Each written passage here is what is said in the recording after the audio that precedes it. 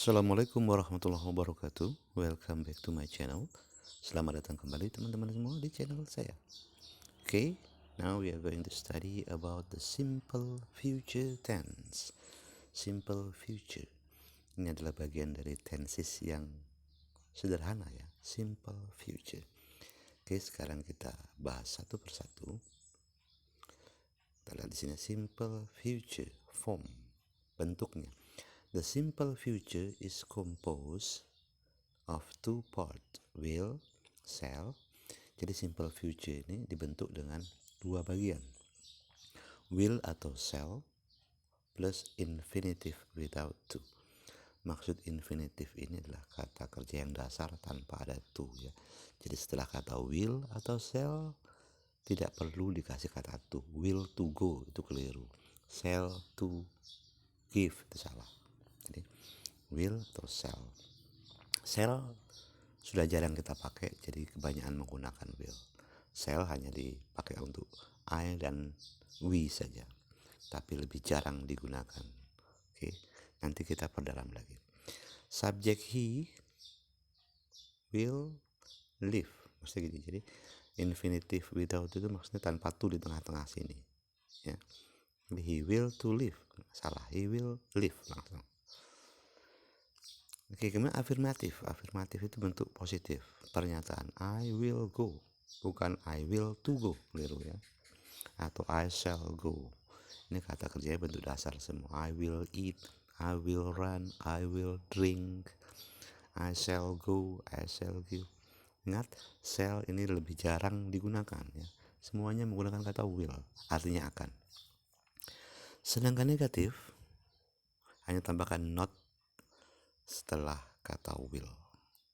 They will not see, seringkali disingkat dengan kata won't. Won't ada apostrofnya. Won't itu singkatan dari will not ya, jadi will not itu disingkat won't menggunakan apostrof atau koma atas begini. They won't see, mereka tidak melihat. Interrogatif hanya dibalik saja. Kalau she will us menjadi ini, kalau positif ini di depan, kemudian baru ini kalau kalimat positif yang ini ya. Tapi kalau interrogatif, will-nya di depan, kemudian subjek, kemudian kata kerjanya. Will see us. Oke, kita lanjut lagi sekarang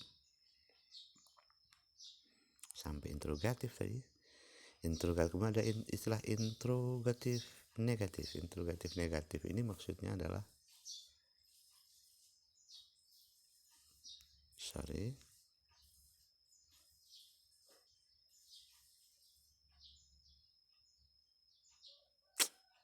maaf ya. Oke.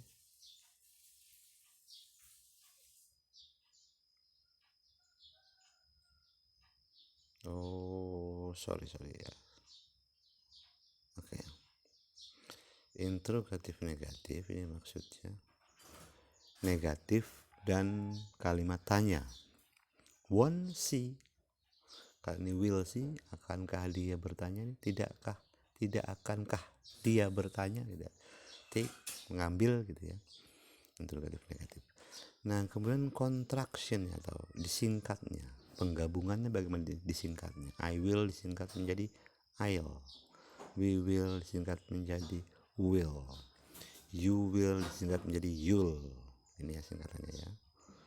He, she, will menjadi he'll, she'll, they'll gitu ya. Nah, di sini ada catatannya. Note the form it will, it is normally short, is not normally shortened. It will sangat tidak normal, jarang disingkat jadi it, koma atas ll, jarang sekali digunakan. Nah, kemudian kita lihat lagi. Ini ada contohnya, example. Contohnya ini ya. Sorry, kita hapus dulu. Example to see simple future. Jadi menggunakan kata dasar see ya. Ini bisa kita ganti dengan kata kerja yang lain. I'll see, kalimat positifnya afirmatif, di negatif itu interrogatif atau kalimat tanya. I'll see atau I will see, I won't see atau I will not see, will I see. I will, I shall. Kalau shall disingkat dengan send. Ingat, ini jarang kita gunakan ya. Jarang sekali. You'll see, you won't see. Will you see? He see, it will see.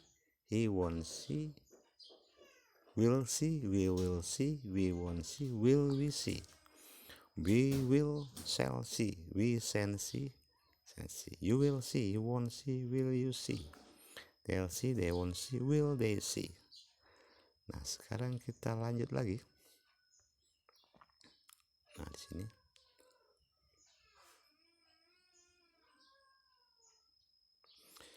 Di sini ada catatan shall is slightly dated but can be used of will with I or we. Shall ini tipis sekali maksudnya, bisa diganti dengan will ya. Makanya jarang dipakai. Simple future function. Nah, sekarang fungsinya simple future itu digunakan untuk apa sih fungsinya? The simple future refer to, mengacu kepada a time later. Jadi mengacu kepada waktu kemudian, waktu nanti, masa depan. And expresses, dan mengekspresikan fakta, facts, or certainty atau kepastian. In this case there is no attitude. Jadi there is no attitude maksudnya kemudian itu ya sudah langsung saja gitu ya. Misalnya begini, to predict a future event, it will rain tomorrow ya. Untuk memprediksi masa depan, kejadian di masa depan, akan terjadi hujan besok. Nah, kemudian ada express a spontaneous decision. Nah, ini keputusan sesaat tanpa berpikir, itu yang dimaksud dengan no attitude ya, tanpa harus berpikir gitu ya, mau jadi apa enggak gitu ya. I'll pay for the tickets by credit card. I'll pay for the tickets by the credit card. Saya akan bayar tiketnya dengan kartu kredit. To express willingness, I'll do the washing up. He'll carry your bag for you. Jadi untuk mengekspresikan keikhlasan, keinginan untuk melakukan gitu ya. Jadi yang pertama adalah untuk memprediksi peristiwa yang masa depan, untuk menyatakan tindakan atau keputusan yang spontan, yang langsung. I'll go with you. Jadi tanpa berpikir. Kemudian in the negative form tuh kalau dalam bentuk negatifnya, untuk menyatakan unwillingness. Perbedaannya dengan willingness. Jadi kalau negatifnya berarti unwillingness, keengganan ya. The baby won't eat his soup. I won't leave until I've seen the manager. Oke, sekarang kita lanjutkan lagi. Cukup jelas ya. Nah, di sini ada keterangannya. Note di sini catatan. In the modern English, ini sudah kita bahas tadi, will is preferred to shall. Jadi dalam bahasa Inggris modern, will lebih sering dipilih dibandingkan shall. Shall is mainly used with I, hanya bisa digunakan dengan I atau we, to make an offer, untuk membuat penawaran, menawarkan atau anjuran, seperti contoh yang tadi di atas. Nah, sedangkan untuk subjek yang lain ini sangat jarang digunakan, hanya untuk situasi literary atau poetic situation, untuk menunjukkan apa bahasa-bahasa puitis, literary, bahasa-bahasa sastra gitu ya. Bisa digunakan dan sangat jarang sekali. Orang lebih prefer will. Oke. Mudah-mudahan penjelasan ini cukup bisa dimengerti, mudah-mudahan bermanfaat. Assalamualaikum warahmatullahi wabarakatuh and see you.